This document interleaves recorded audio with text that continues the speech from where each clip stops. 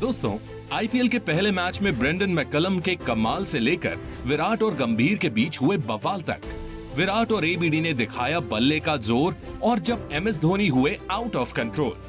IPL के इतिहास में भी कुछ ऐसे मोमेंट्स आए हैं जो हम हमेशा याद रखने वाले हैं। तो चलिए आज हम आईपीएल के अनफॉरगेटेबल मोमेंट्स के बारे में बात करते हैं। दोस्तों, 18 अप्रैल 2008 ये वो तारीख थी जब आईपीएल का आगाज हुआ था। कोलकाता नाइट राइडर्स के सामने रॉयल चैलेंजर्स बैंगलोर की चुनौती थी।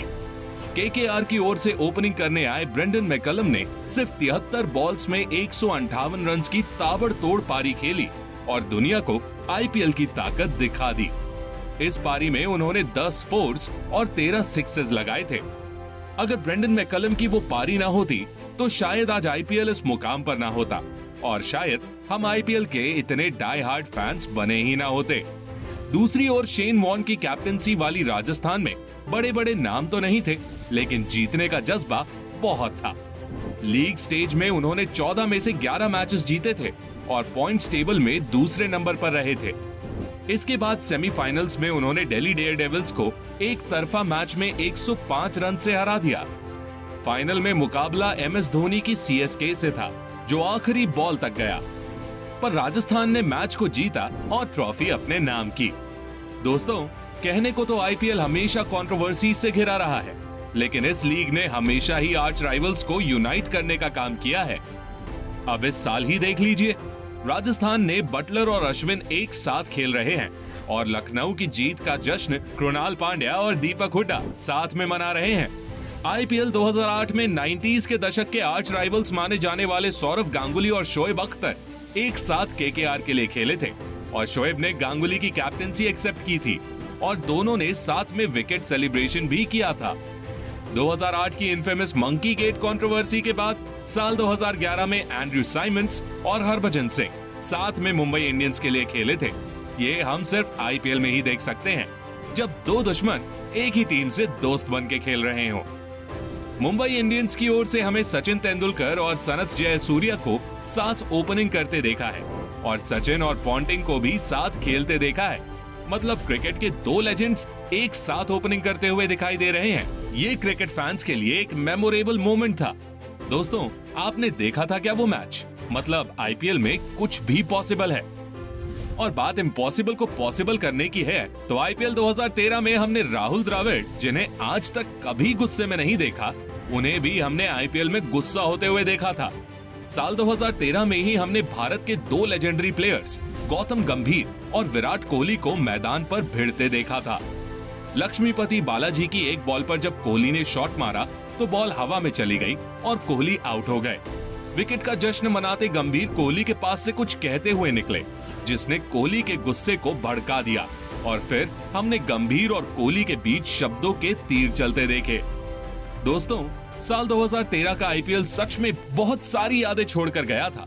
2013 ही वो साल था जब यूनिवर्स बॉस क्रिस गेल ने आईपीएल हिस्ट्री का सबसे विशाल स्कोर बनाया था। पुणे वॉरियर्स इंडिया के खिलाफ मैच में गेल ने सिर्फ 66 बॉल्स पर 17 सिक्सेस और 13 फोर्स की मदद से नॉट आउट 175 रन बनाए थे। और दोस्तों, साल 2013 ही वो साल था जब आईपीएल पर स्पॉट फिक्सिंग का काला धब्बा लगा था। इस साल राजस्थान के 3 प्लेयर्स एस श्रीसंत, अजीत चांदिला और अंकित चवन स्पॉट फिक्सिंग के दोषी पाए गए थे और इसके बाद उन पर लाइफ टाइम बैन लगा दिया गया था। श्रीसंत पर से ये बैन हटाया तो गया, पर वो कभी मैदान में वापसी नहीं कर सके। वैसे जब बात मैदान पर धमाल मचाने की हो रही हो तो इस लिस्ट में सबसे पहले तो विराट और डिविलियर्स का ही नाम आता है। साल 2016 में इन दोनों ने गुजरात लायंस के खिलाफ 229 रन की पार्टनरशिप की थी, जो आईपीएल हिस्ट्री की सबसे बड़ी पार्टनरशिप थी। इस दौरान विराट ने 109 तो एबी डिविलियर्स ने 129 रन बनाए थे। उस मैच में तो एबीडी ने बाजी मार ली थी, पर दोस्तों, इतिहास की किताबों में जब साल 2016 के आईपीएल का जिक्र होगा तो ये सीजन विराट कोहली के नाम ही लिखा जाएगा।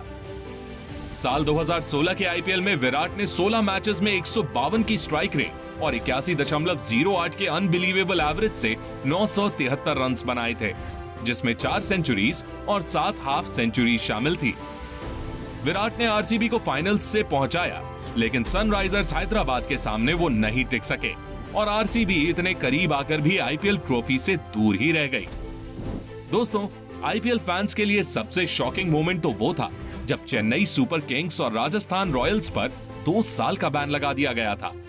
उस समय तक 2 बार आईपीएल का खिताब जीत चुकी सीएसके साल 2016 और 2017 के लिए आईपीएल से बैन हो चुकी थी और फैंस अपनी फेवरेट टीम का बेसब्री से इंतजार कर रहे थे। साल 2018 में जब चेन्नई आईपीएल में वापस लौटी तो उनका प्रदर्शन जोरदार रहा और उसी साल वो तीसरी बार आईपीएल चैंपियन बने। साल 2019 में भी चेन्नई सुपर किंग्स ने अपना दम बरकरार रखा और आईपीएल फाइनल्स तक पहुंची, लेकिन इधर मुंबई ने उन्हें लास्ट बॉल पर हरा दिया। आपको याद ही होगा कि कैसे लसित मलिंगा ने आखिरी बॉल पर शार्दुल ठाकुर को एलबीडब्ल्यू करके मुंबई को चैंपियन बनाया था। पर दोस्तों, इस मैच में सीएसके की ओर से वॉटसन ने जो पारी खेली वो हमेशा याद रहेगी। एक तरफ जहां सीएसके के बल्लेबाज एक के बाद एक पवेलियन लौट रहे थे, वहां शेन वॉटसन ने 59 बॉल्स पर 80 रन बनाए और मैच को लास्ट तक ले गए। पूरी दुनिया ने देखा कि उनके पैर से खून बह रहा था, लेकिन अपनी टीम के लिए वो दर्द सहते हुए मैदान में डटे रहे। दोस्तों, इसी साल हमें एमएस धोनी का एंग्री मैन वाला अवतार भी देखने को मिला था। राजस्थान रॉयल्स के खिलाफ एक मैच में जब नॉन स्ट्राइकर एंड पर खड़े अंपायर ने बेन स्टोक्स की एक बॉल को पहले नो बॉल देकर बाद में डिसीजन बदल दिया तो एमएस धोनी का गुस्सा भड़क उठा और वो मैदान में आकर अंपायर को नसीहत देते नजर आए। वैसे नसीहत तो रविचंद्रन अश्विन ने बटलर को भी दी थी, पर उनके पैर क्रीज के अंदर रह ही नहीं रहे थे। फिर क्या, अश्विन ने बटलर को मैन कट कर दिया और इस इंसिडेंट ने एक कंट्रोवर्सी का रूप ले लिया।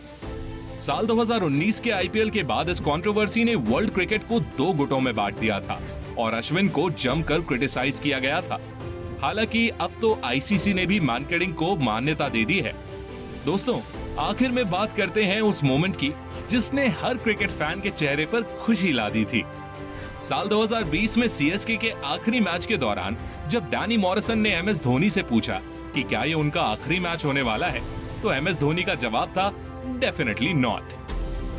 अब अगर आप इस साल भी धोनी के मुंह से यही जवाब सुनना चाहते हो तो वीडियो को लाइक और शेयर कर दीजिए और ऐसे ही इंटरेस्टिंग वीडियोस के लिए चैनल को सब्सक्राइब कर दीजिए। धन्यवाद।